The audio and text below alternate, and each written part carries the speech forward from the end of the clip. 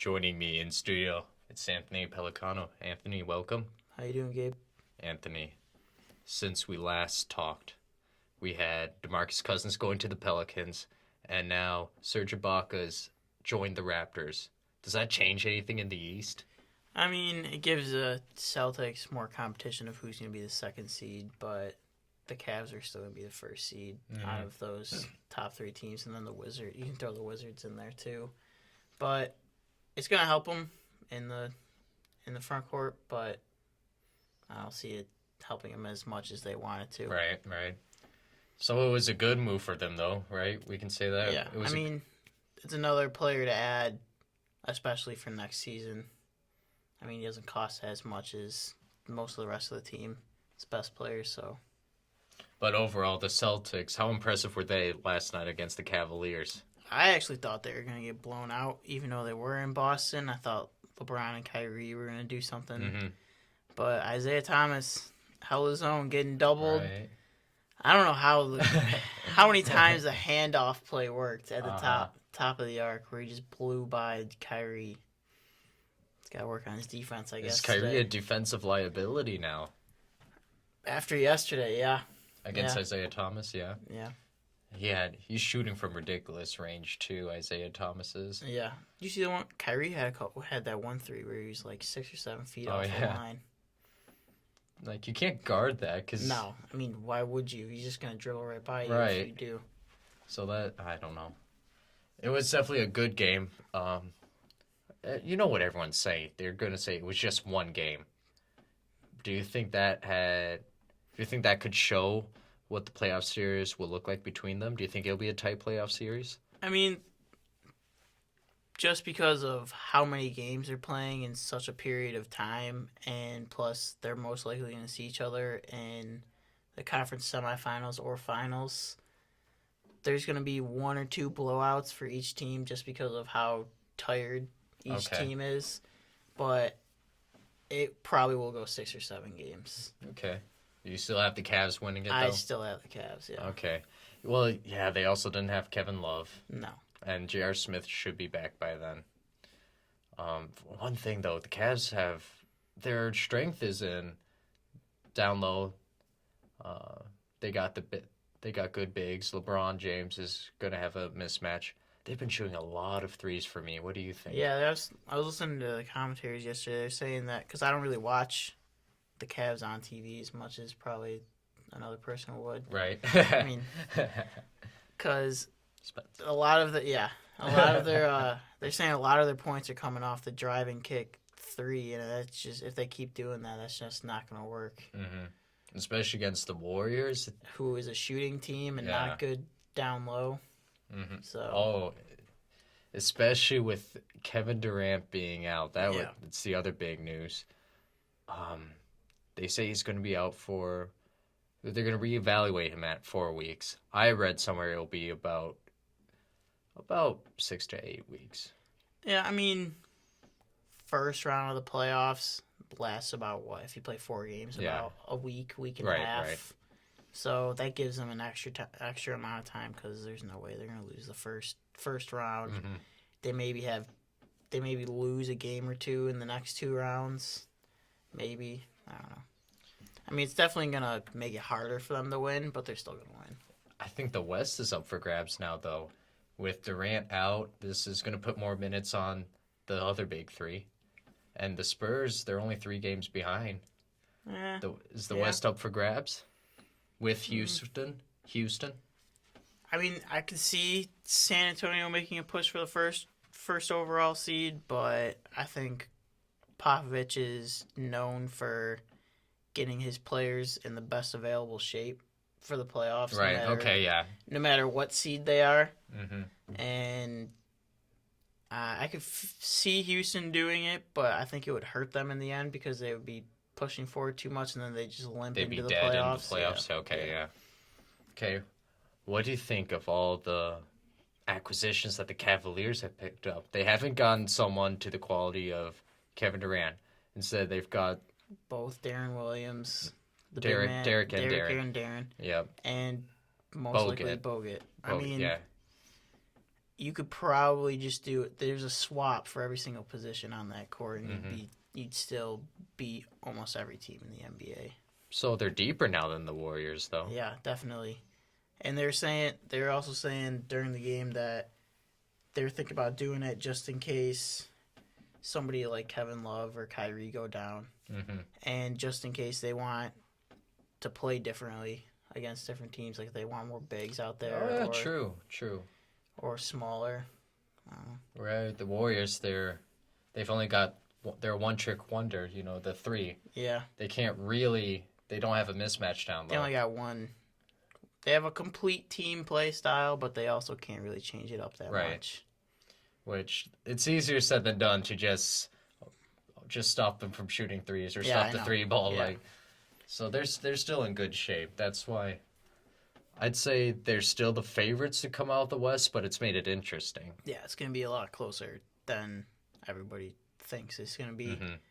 I still think it's going to be the Warriors and Cavs, but it's going to be a lot closer now. Right, because they got Matt Barnes. They picked up Matt Barnes, so that suggests that the injury isn't something minor. It's going to be a little longer lasting. Yeah, I mean Matt Barnes is He's a good player. He's a good player. Good utility player, especially even at his age. He's coming down towards the end of his career.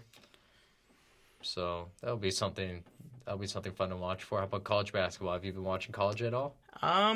Not lately, but I'm just getting ready. This is my big once the conference tournaments start. Okay. That's when It's starting to pick up now. That's when I just sit down and just watch as much as possible. Okay. Just so I can make at least an educated guess at who wins for the brackets. Have you been watching Syracuse, or have you been in the loop? Yeah, I've been watching Syracuse. Big game against Duke, and then they just got absolutely destroyed by Louisville. It was an embarrassment when they played against them. They're way too inconsistent this year. Yeah. Do you think they'll make the tourney? They'll make the tourney. They'll make the tourney. But they're not going to make another run. I don't know. I personally don't know. Their guard play is where they're the strongest, and Tyler Lydon's one of their focal points. Right. But I like Tyler Lydon. Too many giving up offensive rebounds, especially against Louisville, which is why they lost by like 25 or 30. Yeah, it was bad. It was a football game. Yeah, it was terrible. It was like watching Syracuse football against Louisville football. Yep. And then for me, this is all Duke should have been the favorite. They should have run right through the ACC. Yeah. They've been very underwhelming this year. I mean, the whole ACC has been inconsistent. You got teams getting blown out by, like Duke getting blown out by bottom tier teams, Syracuse beating Duke, and then getting blown out by a team that's about the same as Duke. I mean, that's why it's called best college basketball conference. Right. Everybody's so even. Right. But I'm looking forward to seeing like UCLA and Arizona make big runs. Yeah, for me right now, just because I think they've been more consistent, I'm gonna favor slightly Villanova as of right now. I mean, yeah, they don't play as strong of teams, but they still win like consistently. So that's why they're not a huge favorite for me, just because, like you said, they're not playing great teams right now. Yeah. But it'll be fun. They still prove that they can beat big teams. Yeah, did I hear correctly, or this is the year the Pac-12 bounces back? I'm hoping so. I mean, I kind of would laugh at when UCLA would get into the tournament and then just get absolutely destroyed. Arizona's always been there for like the past 6 or 7 years. They've always been at like the lowest, a 4 or 5 seed. Right. But both of those teams are coming up. Oregon's coming up since last year. They're good. I mean, Washington, personnel-wise, they always have a good program.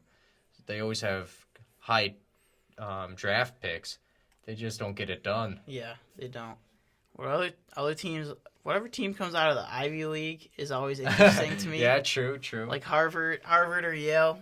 For some reason, like every single analyst always picks them to win the first round. And I don't understand why. Right. Like I think I picked last year. I picked Harvard to win, and their first round game they lost by like 30. Wow.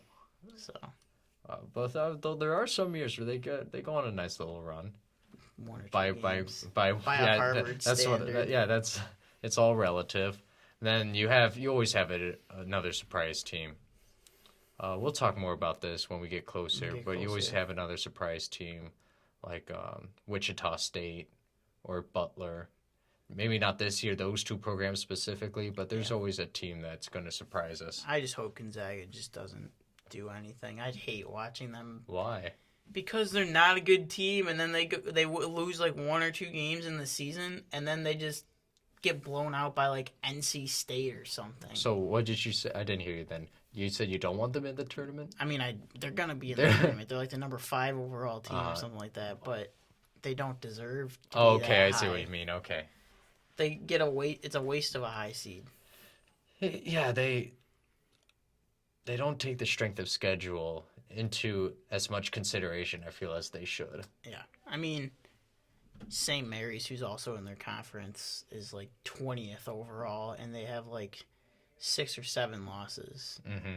I mean, it's a down year for college basketball in terms of there's no one program that's dominating. Yeah, I mean, you don't have like the Kentucky Kentucky's the one year underwhelming with Anthony Davis and all those guys. Like, everybody knew that they were going to win that right, year. Right. Like, they were unstoppable. But another team that I'd like to see I've been watching a lot, is Georgia. Georgia? Yeah. I have not tuned into Bulldog basketball.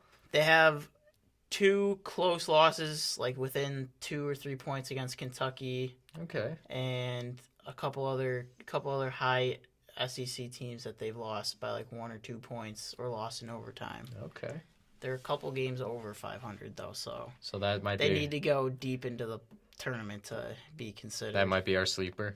No, you heard it here first. Georgia. Okay. What are you doing over break? I'm actually staying here because we have volleyball practice and a tournament this upcoming Where's weekend. the tournament at? It's Keuka College. Keuka. Lovely countryside up there. Yeah, I don't know. I don't really like it up there. Very tough team to play. Yeah. Very tough team to play. Especially for soccer. Oh, don't remind me. I'll be down in New Orleans. Ooh. Gonna try to get Anthony Davis, DeMarcus Cousins. Try to get their autograph. Gonna try and see a game if there is one? I will. Definitely not be able to. Why? We're busy. It's through the school. It's through the school, okay, you know. Okay. Yeah. But I understand. Yeah. I'll be scouting the streets up and down, looking for an autograph. Just look for the tallest guy. Yeah, seriously. If Anthony Davis walked by, there's no way you miss him. No, there's no way. There's a big crowd around a guy, and then you just see a big guy 2 feet above everybody else. Yeah. It'd be awesome if it happens. Probably won't, though. No, probably not. Yeah.